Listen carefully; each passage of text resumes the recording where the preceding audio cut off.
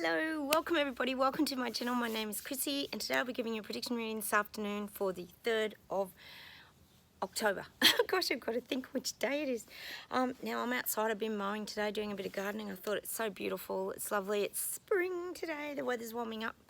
And I will close my eyes, we'll get started. If you are new, don't forget to subscribe, hit those like buttons guys, chat down below, you know I love hearing from you. And we'll get started and see what comes up. I'm out here with Lily. This is my other cat, she does look like Joe. They look like twins actually. Say hello, there's Lily. Alright, we'll get started and we'll just see what comes up.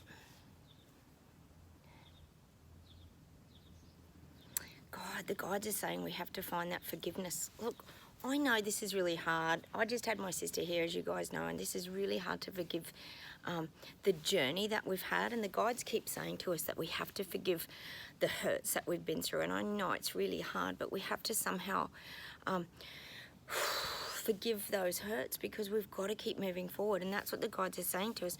We've got to keep finding a way forward. We can't keep staying stuck. I know we get triggered and it takes us back to those feelings, but we've got to keep moving our lives forward. It's very, very important that we keep doing that. It's crucial actually to our own health. So I'm definitely getting that again today. We've got to really sort of forgive the past.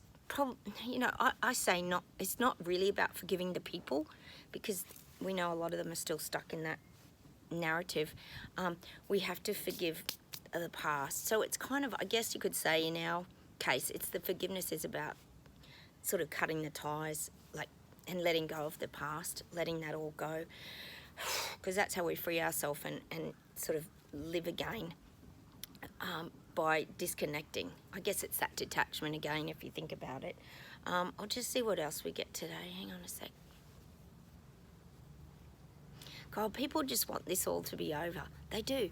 People want this to be over. I know we want it to be over, don't we? But these people waking up, there's quite a lot of them now, they want all this to be over.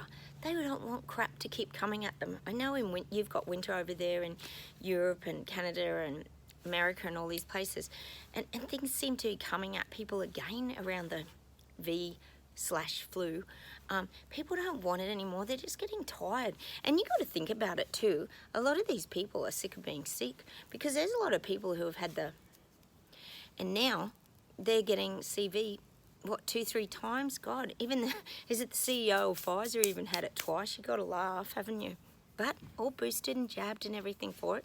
So people don't want this. They're tired of it. They really are. It's not just us that's tired. We're just tired of hearing about it. We're not actually even in that journey, but we're even tired of it. But these people waking up are really tired of it now. They're just sick of it. They want it just like all to go away. They're like, oh, enough. It's like I think I said it yesterday, that the fear is subsiding in people. They're not as fearful of it anymore because let's face it, they've all had it. They all had Omicron, didn't they? So the fear isn't quite as raw because, see, in their minds, and I guess you could put it down to like my sister's thinking, they feel like they've got the herd immunity up, so they don't have to be as fearful now because, remember, they trust the science. So they're trusting what they're being told, that the pandemic is becoming an endemic. It's nearly over, which we know it never will be because big pharma's still making money out of everything. Let's see what else we get today. Hang on a sec. Now the guides are saying they're starting to deliver information to these people now.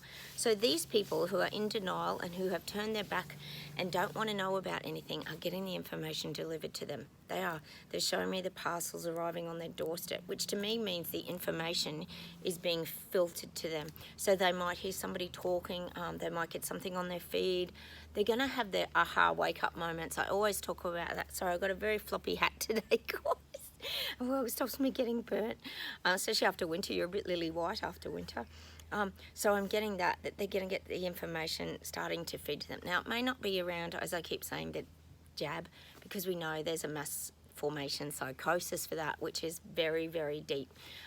But a lot of these other areas, you know, if people think they're not going to be able to feed their family or make their house repayments, for example, that's going to cause people to snap into action. So I'm still getting that feeling of action because they're going to get the information delivered to them. And let's face it, people are getting things delivered to them. If you think about it, I know most of us here, we constantly keep getting letters in the mail with the interest rates going up. Oh yes, we hear it on, you know, mainstream media, and then suddenly the bank starts sending out their mail, so everyone's going to start getting their truths delivered to them. That's just one example of how it might be delivered, and that's to everybody, including us, that these people waking up, it's going to start to come into their face more. The information's going to start to sort of, I guess you could say it's saying like download into their reality now, which is good. We need them to sort of see these things, because we can't keep constantly feeding it to them. It's getting frustrating, isn't it? Hang on, let's see where else we go today. God, I'm getting Belgium, Munich, France. Renewables, they're really hitting hard now with renewables in these regions. I've been saying that for a while. They're going like full pelt now. They're getting this out, getting this out, getting this out. And see, it's the old speed demon thing again. They want to get these things out before anybody wakes up to the narrative and the nonsense that's going on. Like I said, there's a lot of bills being passed in the background that a lot of people don't know about. When it comes to free speech, they're squashing everybody. We know they're doing it to doctors at the present moment, globally, not just here in Australia. This is what's going on. So they're squashing the free speech, and they've got to get this out. So they're the areas, it's up in all these regions that you guys are getting hit really hard with the renewable rollouts. They're really, really pushing hard. Gosh, I've noticed in the last few weeks here in just where I live, sort of Canberra to where I live, there's heaps of electric Teslas, electric cars everywhere, and they're the new, is it number 3 Tesla? They're like the bubble car. Louise, probably like your naughty car, but they're all like a little bubble. They've really changed the shape of the Teslas. They really are smaller, and they're more like a bubble shape. And I think they're the Tesla 3s. If you look that up, you can have a look at them. But they're definitely changing, and there's more and more. I'm seeing more and more everywhere. I'm sure, let me know down below if you guys are seeing more, but they're definitely trying to, mind you, no one can still afford a Tesla. They're so expensive. God. Oh, like my sister said, she had one in the very beginning, but the car was fantastic. She said it was just the servicing. They didn't have the adequate servicing well, she was living on the Gold Coast here, and they didn't have, she said they had to drop keys off and just leave them. There was no one to talk to or anything. It was really bizarre, she said. So, you know, they've got to get the infrastructure right, or it's just not going to work. I'll just see where else we get. So I feel like you're getting really hit hard in those regions. Probably because winter's upon you. It's easy for them to kind of push it, isn't it? Let's see where else we go. Getting New Zealand. I'm getting people are like running. They're showing me people in New Zealand running, and it's showing me that they're like on a, they're like running, and they're getting stretched like a rubber band. So what they're saying is, it's like if you imagine someone wearing a rubber band around their waist, and they're pulling and pulling away from government. But you know, when you stretch a rubber band so far, it either snaps and you pull right away, or you snap back. This is where people in New Zealand are at the moment. They're at this shift. I feel like people are trying to run from government, but they've got this like rubber band connecting them. So they're either going to snap the rubber band and really break free, or they're going to bounce back into the narrative. So over in New Zealand, there's a lot of, I guess you could say, tension. If you think of a tight rubber band, that creates a lot of tension. I'm definitely getting there's a lot of tension building in New Zealand. That's for sure. But you guys are strong. I always say how much you guys fight, and you've got real good fire in your belly over there to that warrior-like energy. But I am getting there's decisions to be made. Probably not for you guys if you're watching my channel. We pretty much snapped the rubber band a long time ago. It just took off. But this is for the people, the portion of society that's kind of waking up. They're at that point where do they keep pushing away from government, or do they just fall back into the narrative because it's just too hard to have to face? For anyone that watched that video with my sister and I, she actually said that she probably is in denial, but she doesn't want to look at the information because she needs her narrative to be true. So we know that's where a lot of these people waking up, their head is at. Gosh, I wish I'd look. I know you guys do too. Hang on a sec, let's see where else we go today. God, I'm getting Australia, and I don't get Australia too often. We get it sometimes. I'm getting, as we know, Australia and Canada and a lot of these countries have been a big giant experiment, petri dish. But I am getting that Australia's capital is starting to make changes. So the capital of Australia here, I know a lot of people think it's Sydney. It's actually Canberra, which is where all the parliamentary leaders sort of come together, and it's an hour from where I live. I live in the Snowy Mountains, and it's an hour from where I live. But it's a very it's a strange city. Canberra is a place where there's a lot of public servants. They get given a lot of public holidays, more than the rest of the nation. They're sort of, people in Canberra are a very kind of, and this is no offence to anyone living there, but they are, because it's an area of decision makings and the government and the parliament comes together, they're a very, very different kind of people there. So I am feeling there's a lot of changes happening in Canberra. They roll out actually a lot of things in Canberra before the rest of us get it. They've actually brought their renewable dates forward. So I do feel like Canberra's going to kind of, in Australia, I feel like Canberra's going to lead the charge, going to lead the way. They're implementing a lot of things in Canberra now, because it's sort of saying the rest of Australia is looking to them for answers, like how's this going to work, how's the infrastructure going to go. So a lot of this is around renewables. I think it could even be around the credit scoring. I think that might roll out there first. It's almost like they're trying to...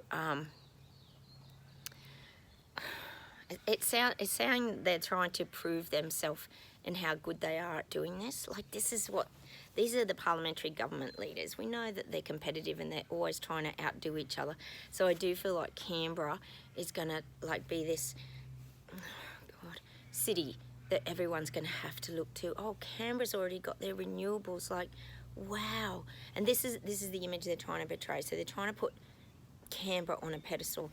I must say here, I sometimes have the Canberra news here and I turn it off because they actually feed Canberra's ego a lot. I know this sounds really weird, but they always put Canberra on a pedestal on their own news.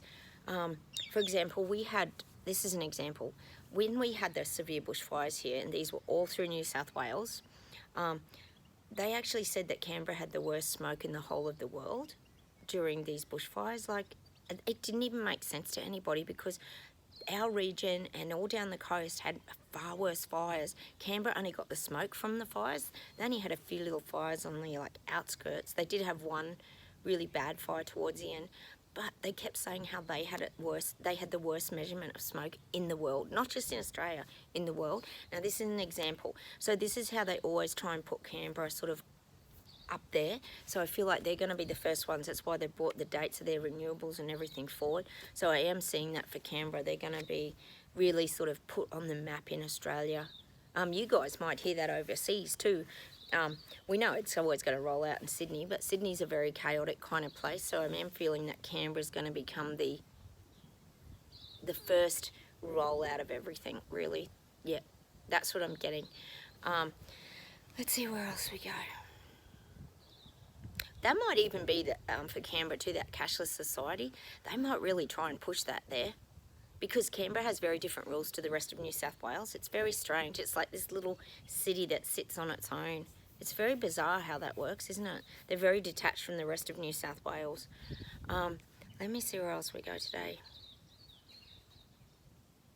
I'm getting England, London. God, you got so much going on over there. Now, we knew this was going to happen. We knew after the Queen it was all just going to be dropped down, reality hit, and it's happened really quick, actually.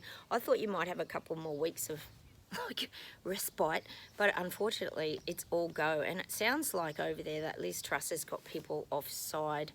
But see, you've got to be really careful too with this. I told you about Liz Truss and Charles, how they work together, but they're also saying that they this is her trickery around getting the people involved. So it's like see, we've got to remember they're very clever at manipulation and putting the spotlight on things that they want you to look at. So while everybody's looking at something, they're doing something else. And I think that's something to be really aware of in London, England, UK, is just know that when things are being highlighted, they're dragging everybody's focus to that. So we have to be a bit wiser, which we normally are, and start to look at all of that over here because it's never about what they're focusing on. We know that. It's usually the opposite, or they're usually passing things, or they're usually slipping things under the radar and implementing their real agenda. So I'm not really sure what's going on over there, but I know there is a lot of kerfuffle, would you say, around this Liz Truss. But see how Charles has gone very quiet? I did say that was going to happen. He was going to sort of slither off into the background. He doesn't want to be highlighted that he's connected to like the WEF and all this kind of stuff. We know that's all being hidden. So he's putting a lot of this onto the government to make out, well, they're the ones implementing everything. So just be aware of that over there, that what's being highlighted, I guess we could take it back again to the, you know, things like Amber Heard, Johnny Depp, all this kind of stuff. They're good distractions. They're good distractions to get your mind onto what they want you to look at and not what they don't want you to look at, if that makes sense. I know it does to you guys, because that's how we think all the time, isn't it? We always know there's far more going on. We're only seeing the tip of the iceberg again. Let's see what else there is today. See if there's something to close with.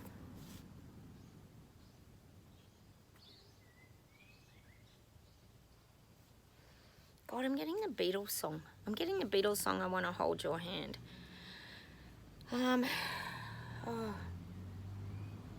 Look, this song could be for us too. This could be that we want to hold each other's hands and we just want to stay strong and we want to stay connected. We want to stay with our thoughts gathered up. Just hang on a sec. See, the reason they're saying I want to hold your hand, it's that strength in numbers again. I'm getting that strength in numbers. The more that you hold hands, see, you can't be pulled apart. They can't separate us when we're all together, can they? So if everybody's holding hands and, you know, we're all just connecting and connecting and connecting and connecting, it makes us stronger. I always say that it makes us stronger when we're grouped together, or we come together with like kind. Even my sister was encouraging of that, wasn't she? She actually likes my channel.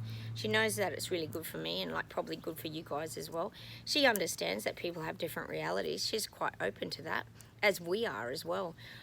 So I'm getting that Beatles song, I Want to Hold Your Hand, means let's not drift apart, meaning all of us on this channel, like as like-minded people, we have to stay connected. It's like really important. Doesn't matter if you're on my channel, someone else's channel who's awake, because this to us is the Great Awakening, and that's what it is. It's about reconnecting, holding hands again, and maintaining our power and our strength and our sort of will to move forward in our own freedom and decision-making processes. Also, for anyone that's interested, today's Monday, the Global Walkout number 4 is about getting pictures and putting your flags, your country's flag, upside down, meaning that's your country in distress. So maybe post that on Facebook, explain why you're doing it. I don't know, you can put them out the front of your house, I suppose. This is about just getting those visuals out now. So, you know, we're a country in distress. Well, every country is pretty much in distress, isn't it? So that's a Global Walkout number 4. I'll share it to my Facebook post as well. I'll just see if there's anything to close today. So we've got the Beatles song, I Want to Hold Your Hand. Hang on a sec, let's see if there's something else. God, it keeps saying to me that people are figuring it out. You know, they may not be figuring out about the jab. We know that. They're not. But these people, the third that are waking up, they're starting to figure it out, that it's not making any sense. It's like I keep saying to you, a lot of people work in these industries and they know that it's not making any sense. And you've got to remember too that people are losing jobs as well still. We've had like, I just told you my bank was closing down the other day. There's been like 4 banks in my town closed down in probably the last year or 2. That's a lot, and that's a lot of jobs. There's even been other like NRMA car breakdown services and that have gone. So there's a lot of empty shops where I'm living. I'm sure it's happening in towns and things where you guys are. They want everything online. And see, people are starting to figure this out because they're starting to figure out why is this happening? Why do we need to do everything online? Can you imagine how the older generation feels? God, I'm hopeless at it myself. But older people are just getting overwhelmed by this now. But they're just shutting everything down. So people are starting to visibly figure all this out. Hang on a minute.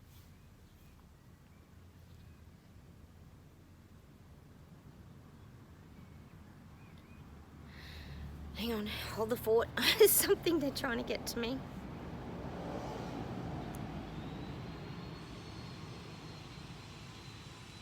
Oh, someone's doing some sawing. It's very loud, isn't it? Spoiling my nice, peaceful Terrabella day.